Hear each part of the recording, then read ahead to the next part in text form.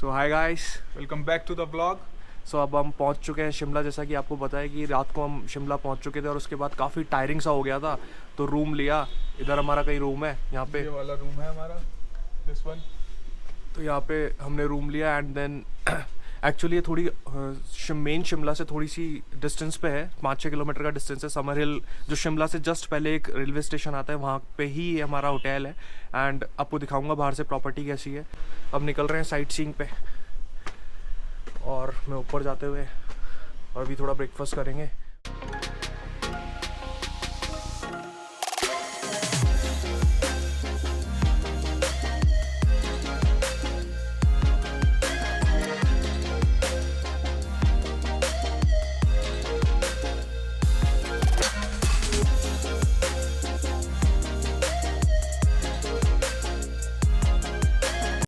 तो भाई लोग, बहुत ही अच्छा ब्रेकफास्ट करने के बाद अब हम निकल रहे हैं एडवांस स्टडीज़ की ओर।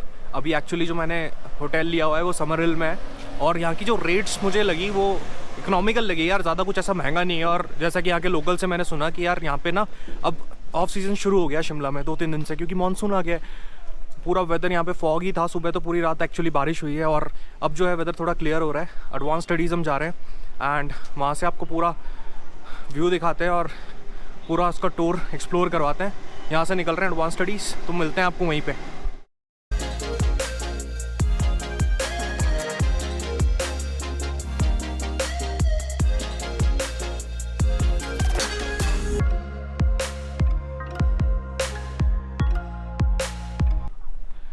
तो फाइनली हम पहुँच चुके हैं Indian institute of advance studies and यहाँ का जो आर्किटेक्चर है पूरा स्कॉटिश आर्किटेक्चर है।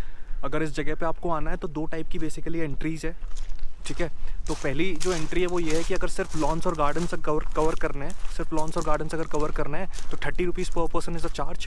And one is the guided tour, एक पूरा गाइडेड टूर भी है जिसमें बेसिकली क्या होता है कि एक 50 पीपल का एक बैच होता है जिसके साथ एक गाइड होता है, वो आपको पूरी बिल्डिंग के अंदर लेके जाएंगे और उसमें कुछ गैलरीज हैं, एक सेंट्रल हॉल है। मैंने वो अभी टूर कंप्लीट किया है, तो अगर आपको वो टूर कर रहे हैं तो उसका 200 रुपीज़ पर पर्सन चार्ज है।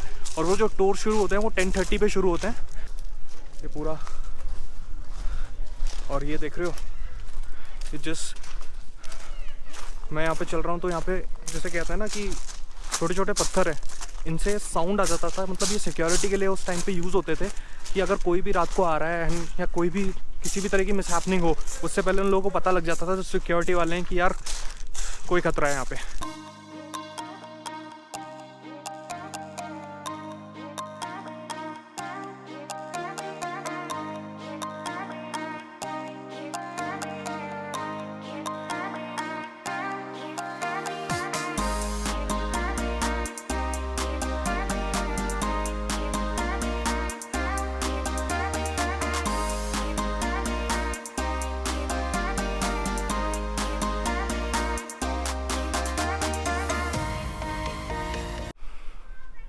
तो ये जो है आप मेरे पीछे देख रहे हो, this is basically Indian institute of advance studies, जिसको वाइसरोगल लॉज भी बोलते हैं एंड राष्ट्रपति निवास भी इसको बोलते हैं। और this is the second highest point in Shimla. जो पहला हाईएस्ट पॉइंट है वो है जाकू टेम्पल, जहाँ पे अभी हम विजिट करने वाले हैं इसके बाद, और ये है सेकंड हाईएस्ट पॉइंट।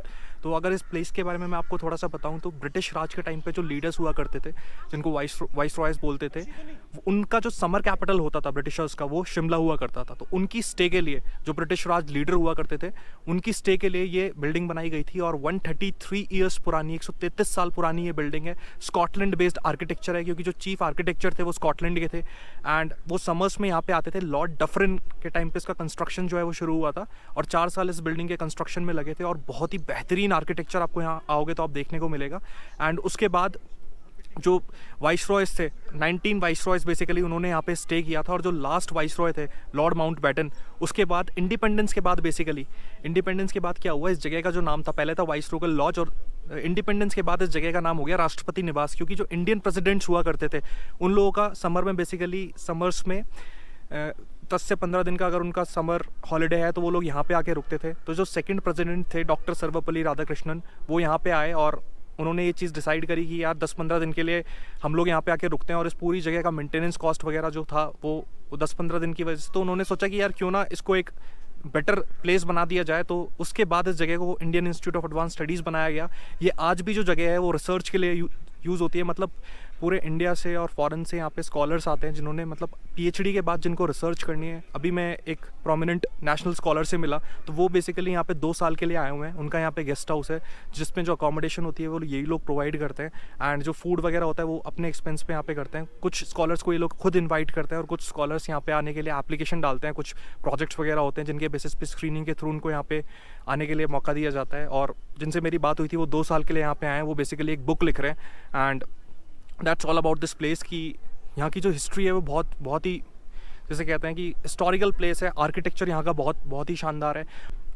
तो अभी मैंने इसका एक गाइडेड टूर लिया था, तो उस गाइडेड टूर में मुझे ये पता लगा कि यहाँ पे इंडिया और पाकिस्तान के टाइम, मतलब शिमला की जो कॉन्फ्रेंस हुई थी ब्रिटिश राज के टाइम पे, जो शिमला की कॉन्फ्रेंस थी वो कॉन्फ्रेंस भी यहाँ पे हुई थी। एंड इंडिया पाकिस्तान का जो पार्टीशन था उसके जो डिस्कशंस थे पंडित जवाहरलाल नेहरू और लॉर्ड माउंटबेटन के बीच में जो डिस्कशंस हुए थे, प्राइवेट कॉन्फ्रेंस हुई थी, वो यहीं पे एक कॉन्फ्रेंस हॉल है। अगर आप अंदर एक गाइडेड टूर लोगे तो आपको एक रूम दिखाया जाएगा, वहाँ पे बाकायदा एक टेबल है और 2 चेयर्स हैं या 4 चेयर्स हैं बेसिकली। तो वहाँ पे डिस्कशंस हुए थे, एक प्राइवेट कॉन्फ्रेंस हुई थी लॉर्ड माउंटबेटन और जवाहरलाल नेहरू के बीच में, जहाँ पे इंडिया पाकिस्तान का जो पार्टीशन था उसके डिस्कशंस हुए थे। एंड दिल्ली में ये डिसीजन फाइनल हुआ था पार्टीशन वाला। तो this is the place. Viceregal lodge घूमने के बाद हम यहाँ से निकल रहे हैं हमारी अगली डेस्टिनेशन पे।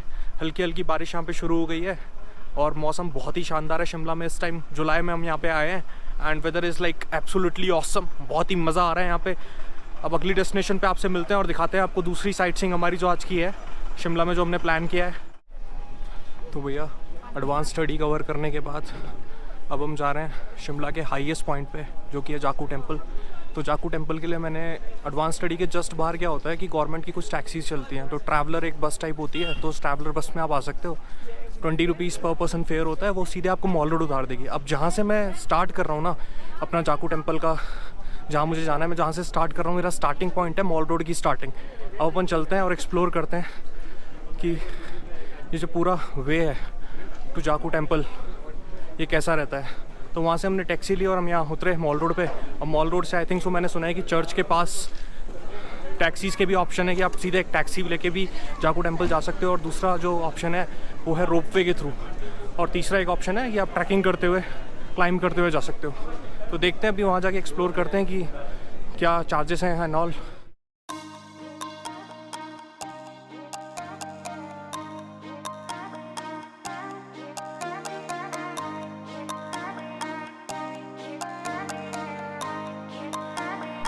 तो अराउंड 1 किलोमीटर की वॉक करने के बाद, चर्च में राइट वाली रोड लेने के बाद हम पहुंच चुके हैं फाइनली जाकू रोपवे के वो उस पॉइंट पे जहाँ पे हमें टिकट्स मिलते हैं रोपवे के। और ये वो पॉइंट है। बेसिकली चार्जेस आप मेरे पीछे देख सकते हो। और अगर मैं बताऊं तो जो चार्जेस हैं 295 रुपीज़ है अगर आपको 1 वे जाना है तो, और 550 रुपीज़ है 2 वे चार्जेस के।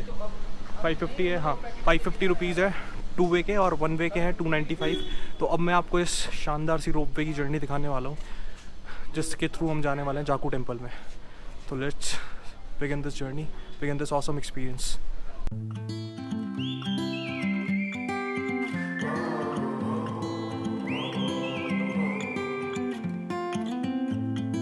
I think that I'm going to hiding somewhere by a gated star. Baby, they ain't never gonna find me. I'm a renegade. I could be the one who saved you from this hard place. We could be as one and we'll escape. We could run away, we don't gotta stay.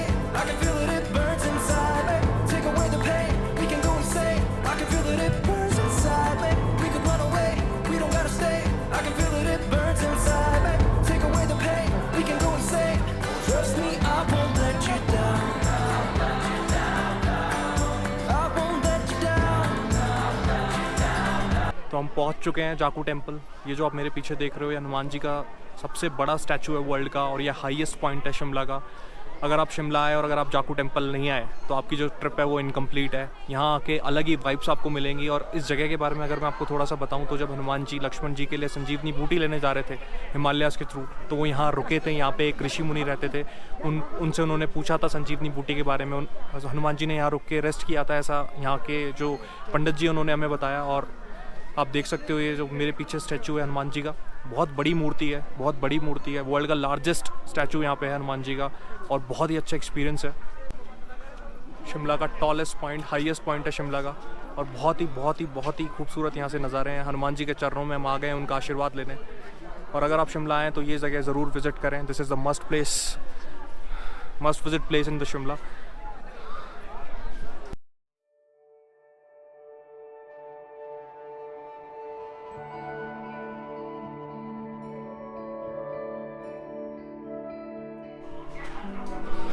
तो अब हनुमान जी का आशीर्वाद लेने के बाद, Jakhu temple घूमने के बाद अब हम जा रहे हैं मॉल रोड। और मॉल रोड के लिए ये पूरा एक रैंप बना हुआ है, 3 किलोमीटर का है। अब नीचे तो नॉर्मली जा सकते हो, ऊपर आने में आपको थोड़ी सी ट्रैकिंग करते हुए अगर आओगे तो थोड़ी थकान हो सकती है, बट नीचे जा रहे हो तो नीचे तो बहुत ही मज़ा आ रहा है। मुझे अपने आप ही में चला जा रहा हूँ और नीचे अपन मॉल रोड पहुँच रहे हैं। तो आज के लिए बस इतना ही गाइस, मिलते हैं कल एक नई वीडियो के साथ, एक नए सफ़र के साथ। That's all for the video. अगर कंटेंट अच्छा लगा हो तो like, share and subscribe the channel.